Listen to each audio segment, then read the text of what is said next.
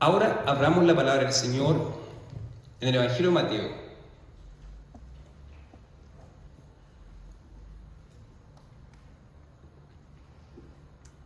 Evangelio de Mateo, capítulo 28.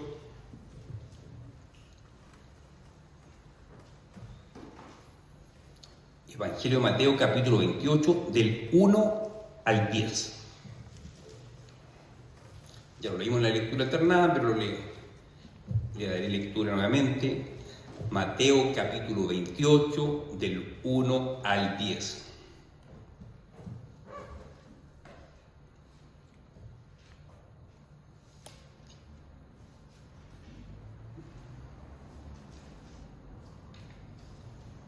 Mateo 28, del 1 al 10. Dice así la palabra del Señor. Pasado el día de reposo, al amanecer del primer día de la semana, vinieron María Magdalena y la otra María a ver el sepulcro. Y hubo un gran terremoto, porque un ángel del Señor descendiendo del cielo y llegando, removió la piedra y se sentó sobre ella. Su aspecto era como un relámpago y su vestido blanco como la nieve. Y de miedo de él los guardas temblaron y se quedaron como muertos. Mas el ángel respondiendo dijo a las mujeres: no temáis vosotras, porque yo sé que buscáis a Jesús, el que fue crucificado. No está aquí, pues ha resucitado, como dijo. Venid y ved el lugar donde le fue puesto el Señor.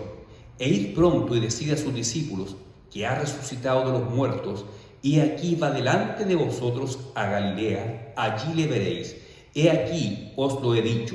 Entonces ellas salieron del sepulcro con temor y gran gozo, fueron corriendo a dar las nuevas a sus discípulos, y mientras iban a dar las nuevas a los discípulos, y aquí Jesús les salió en el encuentro diciendo: salve.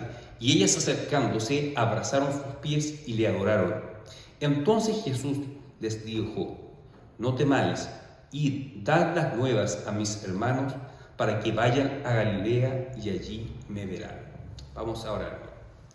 Señor, nos entregamos a ti, nos ofrecemos ante ti en este momento, con la expectativa que tu palabra nos hable, nos amoneste y también nos anime y nos consuele. Yo te pido que tu Espíritu Santo nos ilumine nuestras mentes, para que podamos ser alimentados por tu palabra y nuestras vidas puedan ser transformadas por el efecto transformador de tu palabra. Te lo pido, Padre, en el nombre de tu Hijo Jesucristo. Amén. Yo sé que ya hemos hablado bastante esta semana de lo que ocurrió, lo que se celebra esta semana, la Semana Santa. La muerte, crucifixión, resurrección de Cristo. Hoy durante la mañana estuvimos hablando de la resurrección. Y alguien puede decirse: pero todos los años hablamos de lo mismo. Sí, todos los años hablamos de lo mismo. Pero ¿será que la palabra de Dios no tiene algo nuevo que decirme? Alguien podría cuestionar: pero yo me sé de memoria lo que ocurrió ese día de resurrección. ¿Para qué escucharlo nuevamente? ¿Será que la palabra de Dios no tiene nada fresco que comunicarnos? ¿Será que la misma palabra que hemos escuchado año tras año no tiene algo nuevo para nosotros hoy en día? Bueno, el escritor de Hebreos dice que la palabra de Dios es viva y eficaz. Por lo tanto, la palabra de Dios es viva. La palabra de Dios no solamente letra muerta escrita en un texto, en un papel, es mucho más que eso. De hecho, el propio Señor Jesucristo dijo: mis palabras son espíritu y son vida. Así que cuando leemos las Escrituras, el Espíritu Santo trae un efecto vivificador que transforma nuestras vidas. Y aunque hayamos leído la misma palabra vez tras vez, siempre la palabra de Dios tiene algo nuevo para nosotros. Por lo tanto, tenemos que tener esa disposición de que la palabra de Dios nos hable algo nuevo, a pesar de que ya hemos leído o escuchado muchas veces la misma palabra. Ustedes saben que los 4 evangelios relatan la vida del Señor Jesucristo. La verdad es que los evangelios no pertenecen al género literario de las biografías, no son biografía, más bien son sermones biográficos. Es decir, cada texto, cada evangelio es un sermón, una predicación que incorpora elementos biográficos, es decir, no tienen como objetivo dar detalles minuciosos de la vida de Jesús. No se registran todos los detalles de la vida de Jesús, sino que tiene un mensaje central, que es anunciar que Jesucristo es el Señor, es el Mesías prometido. Particularmente, Mateo, siendo un hombre de origen judío, tiene como finalidad llegar con este mensaje de salvación a su pueblo judío. Por lo tanto, parte con la genealogía de Jesús en el capítulo 1 para demostrar que Jesús cumple todos los requisitos para ser el Mesías. Demuestra que tiene ascendencia davídica, que es descendiente de David y cumple todas las profecías de los antiguos profetas para ser el Mesías prometido.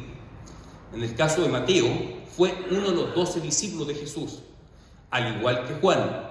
No así los otros dos evangelios, en el caso de Marcos y Lucas, que no fueron uno de los 12. El caso de Marcos, sabemos que fue un asistente, una especie de secretario del apóstol Pedro. Por lo tanto, se cree que el relato del evangelio de Marcos fue dictado por el apóstol Pedro justo antes de morir. Y en el caso de Lucas, Lucas era un médico, un investigador e historiador a la vez, médico e historiador. Y él recopiló datos y construyó el texto, tanto de Lucas como el de los Hechos, y se lo dedicó a un hombre llamado Teófilo. Así que, de los 4 evangelios, 2 fueron discípulos directos, uno de los 12 de Jesucristo, que fueron Juan y Mateo. Y Mateo nos relata, como dije, desde el principio, desde la genealogía de Jesús, nos habla de sus milagros, del sermón del monte, la tentación, pasa por un montón de detalles desde la vida de Jesús, llegando al final con su muerte, con la cena. La semana pasada, el día jueves, citamos el texto de Mateo para hablar de la última cena. Después de la última cena, Jesús es arrestado, es crucificado, muerte, y aquí nos encontramos con la resurrección del Señor Jesucristo en el capítulo 28. Pasado el día de reposo, el primer día de la semana. ¿Qué día resucitó el Señor Jesucristo? El primer día de la semana, que viene después del día de reposo. El día de reposo para los judíos es el día sábado. Por lo tanto, el Señor Jesucristo resucitó un día domingo. Por esa razón, la Iglesia de Cristo, desde sus orígenes, celebra los cultos el primer día de la semana, que es el día domingo. Por eso todo cristiano verdadero celebra este culto el día domingo, el día que el Señor resucitó. Ahora, cuando ven lo que ocurre ese primer día de la semana, llegaron estas mujeres, María y la otra María Magdalena, y se encuentran con un ángel en la tumba de Jesús. Ellas se asustaron. Era un ser con aspecto de relámpago, con vestidos resplandecientes, blancos como la nieve. Pero curioso que el personaje principal de ese texto, de los primeros 5 versículos, no es el ángel. El ángel la direcciona a aquel que realmente es el protagonista de la historia, que es Jesucristo el Señor. Y los ángeles, este ángel particularmente les anuncia a las mujeres: el Señor ha resucitado, Jesús no está aquí. Nota curiosa, recuerden el nacimiento de Jesús. ¿Quién fue el primero que anunció el nacimiento de Jesús? ¿Fueron los pastores? ¿Fueron los reyes magos? No. Cuando leen Lucas capítulo 2, el primero que anuncia el nacimiento de Cristo es un ángel. Y son una multitud de ángeles que entonan alabanzas y dicen: gloria a Dios en las alturas y en la tierra paz a los hombres de su buena voluntad. Es decir, los ángeles son los primeros que anuncian el nacimiento de Cristo. Los primeros que celebraron la Navidad fueron los ángeles. ¿Y quiénes son los primeros que anuncian la resurrección de Cristo? Un ángel. Nuevamente vemos a ángeles en esta labor. Dios por algún motivo le asignó esta labor, en primer lugar a ángeles, anunciar el nacimiento de Cristo, y ahora anunciar la resurrección de Cristo también a ángeles. Pero el ángel no se detiene, no dice: mírenme a mí, obsérvenme a mí, mírenme cuán resplandeciente soy, cuán poderoso soy, yo levanté esta roca sin ningún esfuerzo. No. ¿Qué es lo que dice el ángel? Yo sé a quién buscan. A Jesús, el que fue crucificado, ya no está aquí. Miren, la tumba está vacía, él ya no está aquí. Por lo tanto, cuando hay una obra de Dios, siempre el Espíritu Santo de Dios nos dirige hacia Cristo. El ministerio principal del Espíritu Santo es enaltecer a Cristo, glorificar a Cristo.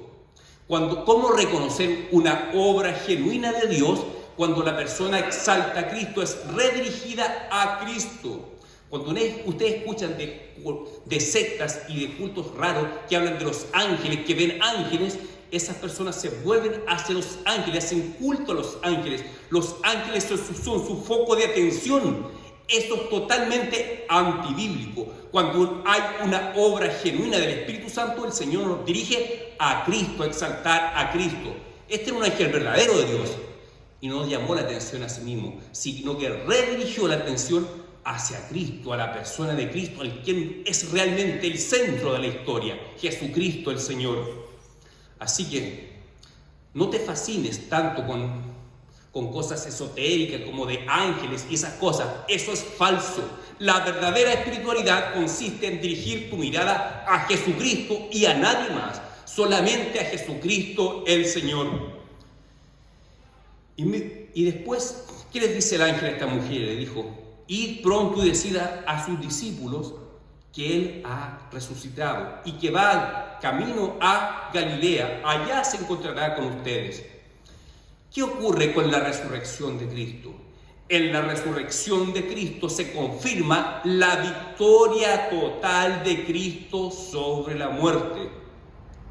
Ustedes examinen la historia de cualquier personaje importante, de cualquier persona célebre en la historia de la humanidad. Esa persona se ve frenada por la muerte, pero Jesucristo no lo frenó la muerte. Él venció la muerte, resucitando entre los muertos. Él vence para siempre la muerte. Vence la muerte y vence el pecado. Le quita toda autoridad al pecado sobre sus hijos. Nosotros no estamos bajo el dominio del pecado a causa de que Cristo resucitó. Claro, porque una de las consecuencias del pecado es la muerte. Le fue anunciada a Adán, ¿cierto? Si pecas, ciertamente morirás. Así que la muerte es consecuencia del pecado. Pero como Cristo venció el pecado, no podía permanecer muerto, porque el pecado no tiene poder sobre él. Por lo tanto, Él resucita y por medio de la resurrección se confirma nuestra victoria también sobre el pecado, porque nosotros estamos en Cristo, estamos injertados en Cristo. Por eso es que Romanos 6, versículo 6 dice que con Cristo hemos sido juntamente crucificados para que el viejo hombre ya no tenga poder sobre nosotros. Así que la resurrección de Cristo confirma la victoria de Cristo sobre el pecado, sobre la muerte y sobre Satanás. Colosenses dice que cuando Cristo resucita y asciende a los cielos, exhibe públicamente a todas las potestades, a todos los demonios, a todos los espíritus demoníacos. Él los derrota y los exhibe públicamente. ¿Por qué toma esta figura de exhibición pública el apóstol Pablo? Porque en los tiempos antiguos, cuando el imperio romano derrotaba a otro pueblo, tomaba cautivo al rey y a los príncipes y a los generales del pueblo derrotado y los llevaba a un desfile triunfal en la ciudad de Roma. Exponía a los derrotados a todo el pueblo romano. El Señor Jesús expuso públicamente a Satanás y a sus demonios. Ellos están todos derrotados, no tienen ninguna autoridad sobre la iglesia. Por lo tanto, en Cristo somos más que vencedores. Así que hay otra cosa que es garantizada por medio de la resurrección de Cristo. Es nuestra resurrección futura. ¿Cómo nosotros podemos saber? Todos tenemos la esperanza de que algún día, cuando muramos, después resucitaremos. ¿Cómo lo sabemos? Porque el Señor Jesucristo ya resucitó previamente. Ahora alguien podría decir: pero Cristo no es el único que ha resucitado. De hecho, en las Escrituras hay muchos casos de resurrección. Cuando vemos en el Antiguo Testamento los ministerios del profeta Elías y Eliseo, hay resurrecciones. El propio Señor Jesucristo resucitó al menos 3 personas: a un joven, a una niña y a Lázaro, su amigo. Después el propio Pablo, cuando ora por este joven que se había caído de una altura y había muerto y resucitó. Hay muchos casos de resurrecciones en la Biblia. ¿Cuál es la diferencia de la resurrección de Cristo versus estas otras resurrecciones? que todas las demás personas que resucitaron después iban a morir nuevamente. En cambio, Cristo resucitó para nunca más morir. Por lo tanto, la resurrección que nosotros vamos a experimentar es según el tipo de resurrección de Cristo. Resucitaremos para nunca más morir. No vamos a ser resucitados según el modelo de resurrección de Lázaro.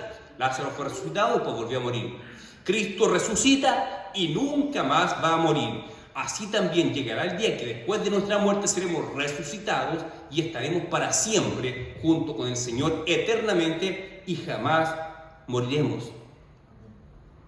Ahora, este ángel le dice a estas mujeres: vayan y anuncien que Jesús resucitó, anúncienle a sus discípulos, a sus hermanos, que Él ya resucitó y que los esperará en Galilea.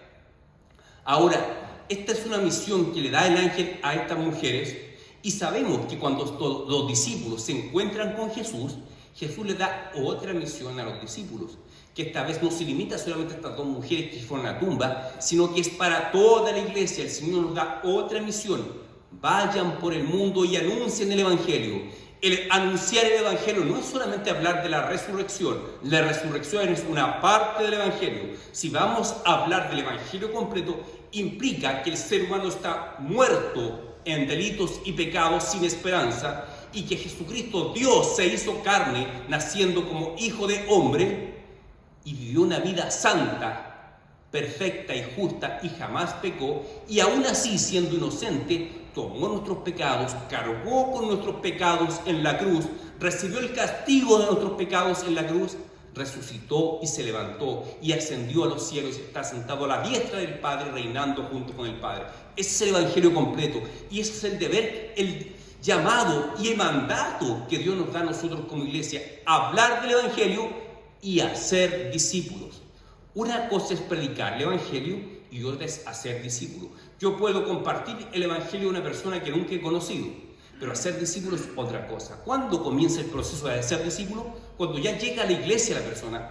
Consiste en hacer discípulos, instruirla en todas las verdades que la Escritura enseña, no solamente una parte, todo lo que la Biblia enseña. Y hacer discípulos no es solamente traspasar conocimientos a la mente de la persona, sino que hacer discípulos es algo más profundo. Hacer discípulos es enseñarle a vivir una nueva vida a las personas. Si tú antes eras un ladrón, ahora la Escritura te exhorta a no robar más y a vivir y trabajar para ganarte la vida dignamente. De tal forma que toda la vida de la persona tiene que ser transformada cuando es discipulada por su iglesia. Y este es un llamado de Dios para todos nosotros: predicar y hacer discípulos en todas las naciones. Pregúntate, hermano, ¿cuántos discípulos has hecho tú? Tal vez alguien me diga: yo llevo años, 20, 30 años. Tal vez alguien me diga: yo nací en la iglesia. Bueno, este mandato es para todos. ¿Cuántos discípulos has hecho tú? ¿A cuántas personas has discipulado tú? Si no has discipulado a nadie, hay un problema. O no entendiste, o no te enseñaron bien el mandato, o hay un problema espiritual en tu corazón. Todos nosotros podemos hacer discípulos. Tal vez alguien se excusa, yo diga: yo no sé nada, sé muy poco, no puedo ser un discípulo. Bueno, cuando llega una persona nueva a la iglesia y tú las saludas y tú le dices: tú cuenta conmigo, yo puedo orar por ti, o lo invitas a tu casa a la persona, ahí tú ya estás haciendo discípulos, porque hacer discípulos es enseñarle a vivir la vida cristiana a la persona. Y qué mejor de enseñarla por medio de palabra y de tu ejemplo. Cuando tú la invitas a la persona a tu casa, a tu once, estás enseñando a ser solidario, enseñando el amor cristiano. Así que nadie tiene excusa para no hacer discípulos. Reflexiona en esto, hermano. Dios te mandó a hacer discípulos, anunciar el Evangelio, anunciar que Cristo resucitó, que Cristo dio su vida por ti. ¿Y cuántos discípulos estás haciendo en este momento? Es un mandato para todos nosotros. Ahora alguien se puede excusar diciendo: yo llevo muy poco tiempo de convertido, muy poco tiempo en la iglesia, por lo tanto no estoy en condiciones de ser discípulo. Pero no se trata de cuánto tiempo tú llevas. En el momento que tú creíste el Evangelio, ya eres un hijo de Dios, por lo tanto ya puedes hacer otro discípulo. ¿Qué puedes hacer? Compartir lo que tú ya tienes. Si tú ya has creído el Evangelio, entonces puedes compartir el Evangelio con otro. Si tú ya estás viniendo a la iglesia, puedes compartirle a otra persona, invitarlo también a la iglesia. Si tú ves que la persona viene contigo a la iglesia y no ora, tú puedes enseñarle a orar. Así que no hay excusa de ningún tipo. No podemos argumentar falta de conocimiento, ni podemos argumentar que llevamos muy poco tiempo en la iglesia. No, todos podemos hacer discípulos. Pregúntate, ¿a cuántas personas estás discipulando tú en este momento? Te dejo esa pregunta para meditar. Tal vez tengamos algún problema similar a la que tuvieron estas mujeres, que vamos a ver a continuación. ¿Cuál es el problema que ellas tenían? Cuando estas mujeres se encuentran con Jesús, porque ellas salieron a dar el anuncio, y se les aparece Jesús en el camino, y les dice salve. ¿Qué significa salve? La palabra salve es simplemente un saludo. Si ustedes lo leen en una versión más contemporánea, simplemente van a decir Jesús les saludó. No aparece la palabra salve. Salve es un saludo que se hacía en esa época. Jesús los saluda. Y ellas se acercaron, abrazaron sus pies y lo adoraron. Lo adoraron. Aquí vemos algo poderoso que nos identifica como cristianos evangélicos que creemos que Jesucristo es Dios. ¿Cómo apunta esto a la divinidad de Cristo? El hecho de que las mujeres se inclinaron, abrazaron sus pies y le adoraron. Esto es fuerte. Le adoraron. ¿Ustedes recuerdan la escena cuando Jesús es tentado por Satanás en el desierto?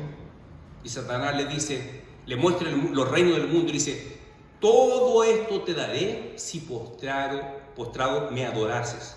¿Y qué le dice Jesús? Solo al Señor tu Dios adorarás y solo a Él servirás. En el fondo lo que le dijo Jesús al enemigo, solamente Dios puede ser adorado. Nadie más puede ser adorado, solamente Dios. Y acá estas mujeres adoran a Jesús. Pero aquí Jesús no las corrige. No me adores a mí, adora solo a mi Padre. No, Jesús recibe la adoración de estas mujeres. Por lo tanto, si Jesús recibe la adoración, esto indica que Jesús es Dios. Es la segunda persona de la Trinidad. Solamente Dios puede ser adorado. Y aquí Jesús recibe la adoración de estas mujeres. Y entonces Jesús les dijo, no temáis, id y dad las buenas a mis hermanos. ¿Qué es lo que estaba impidiendo a las mujeres de ir y dar las buenas a sus hermanos? Había temor en ellas. Por eso Jesús le dice, no temáis. ¿Por qué sentían temor? Probablemente sentían temor de hacer el ridículo.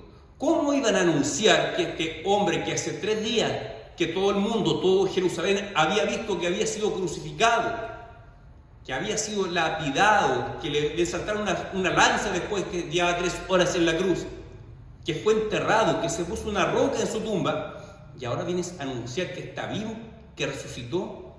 Probablemente sentían temor de las burlas, del ridículo que podían hacer. Pero Jesús le dice, no temas, id y dad las buenas nuevas a mis discípulos, a mis hermanos. Así que el miedo, el temor, muchas veces nos paraliza ante el mandamiento de anunciar las buenas nuevas de Cristo. ¿Puede ocurrir a nosotros? Sí nos puede ocurrir.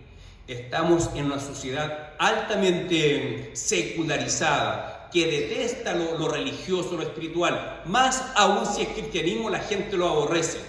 Claro, ustedes no van a escuchar abiertamente que la gente diga, aborrezco a Cristo, aborrezco el cristianismo. Pero cuando tú confrontas los principios del cristianismo, las personas sí aborrecen eso. Por ejemplo, cuando tú dices, yo me opongo al aborto, me opongo a la ideología de género, cuando tú dices, me opongo al matrimonio de personas del mismo sexo, las personas te aborrecen, te tratan de lo peor. Te dices, eres esto o esto otro. Y ahí se hace evidente que en el fondo lo que ellos aborrecen es a Cristo y a las enseñanzas de Cristo. Porque alguien que se opone a eso, se opone a la palabra de Dios. Por lo tanto, este mundo, más que nunca, aborrece a Cristo. Por lo tanto, como tú sabes, si hablas de Cristo, te van a tachar de religioso, de chapado a la antigua, de retrógrada, de conservador, no sé de lo que sea, te van a tratar. Por lo tanto, muchas veces se produce ese temor de hacer el ridículo, temor de no encontrar una aceptación de parte de mis pares, temor a la vergüenza, temor al que dirán. Hermano, ¿será que ese temor también te detiene a ti de anunciar el Evangelio? ¿Será que ese temor también te detiene a ti para ser discípulos? Dios te ha dado una responsabilidad. Haz discípulos, predica el Evangelio, enséñale a vivir la vida cristiana a otros y no tenemos excusa para no hacerlo. Pregunta, ¿será que ese temor que detenía a estas mujeres también te está deteniendo a ti? Hay un contexto adverso, yo lo sé, y es natural sentir temor, pero el Señor ha prometido fortalecernos por medio del poder de su Espíritu Santo. Por lo tanto, si es nuestra situación, si es el temor lo que nos detiene, entonces tú tienes que clamar al Señor para que te revista del poder de su Espíritu y te haga hablar con valentía la palabra de Dios sin temor al ridículo, sin temor al que dirán, sin temor a que te ridiculicen o que te contradigan o inventen calumnias de ti. Pero si estás revestido con el poder del Espíritu, vas a estar ahora sin temor. Como sucedió con Pedro, que era un hombre muy tímido, se avergonzó de Cristo cuando dijo, no, yo no le conozco. Sin embargo, después de Pentecostés, se paró ante más de 3.000 personas y predicó, y 3.000 personas se convirtieron. La diferencia está entre el valor, no en el valor humano, no en la valentía humana, sino que la valentía que el Espíritu Santo te da. Así que, hermanos, ¿estamos celebrando la resurrección de Cristo? Sí, celebramos que Cristo resucitó, y la resurrección de Cristo garantiza el triunfo definitivo de Cristo sobre el pecado, sobre Satanás y sobre la muerte, y garantiza nuestra victoria, y nuestra resurrección y glorificación futura están garantizadas justamente por la resurrección de Cristo. Y Él nos deja un mandato. Así como el ángel dijo a las mujeres, vayan y anuncien, Cristo nos dice a todos, vayan, anuncien, hagan discípulos, bauticen en el nombre del Padre, y del Hijo y del Espíritu Santo. ¿Lo estamos haciendo? Si no lo estamos haciendo, examínate. ¿Cuál es la excusa que yo tengo para no hacer discípulos? ¿Qué es lo que me impide a mí hablar de Cristo? Si es el temor, bueno, también le pasó a estas mujeres. Y el Señor promete darnos valor por medio de la obra de su Espíritu Santo. Está a nuestro alcance, pero tú tienes que pedirlo, tú tienes que buscar al Señor. Reconoce tu pecado, reconoce que no has hecho discípulos, que no has anunciado el Evangelio, o tal vez has hecho mucho menos de lo que podrías haber hecho, pero está disponible para ti el fortalecimiento del Espíritu del Señor. Así que, hermano, es necesario apropiarnos por medio de la fe de las promesas de Cristo. Él ha prometido estar con nosotros todos los días hasta el fin del mundo. Creamos sus promesas, creámonos y por medio de la oración reclamemos las promesas al Señor. Cuando nosotros reclamamos promesas bíblicas al Señor, podemos tener certeza que estamos orando de acuerdo a su voluntad. Y si oramos de acuerdo a su voluntad, sabemos que tenemos las peticiones que le hayamos hecho a nuestro Señor. Así que en este día que recordamos la resurrección, te invito a meditar en el mandato que conlleva inmediatamente después de la resurrección de nuestro Señor Jesucristo. Oremos, hermanos. Señor, gracias te damos porque tú resucitaste. Amén. Porque nuestra esperanza de futura resurrección, de futura glorificación, es posible solamente porque tú resucitaste, tú venciste a la muerte, venciste al enemigo, venciste el pecado, Señor. Gracias te damos, Señor, y te ruego que tú nos fortalezcas, nos ayudes a ser fieles a ese mandato de ir y anunciar, de ir y hacer discípulos. Perdónanos, Señor, porque no hemos cumplido bien nuestro mandato. Te ruego tu perdón y te ruego que tú nos fortalezcas por medio de tu Espíritu Santo, nos capacites para cumplir esta misión que tú nos has encomendado. Te lo pido, Padre, en el nombre del Señor Jesús. Amén.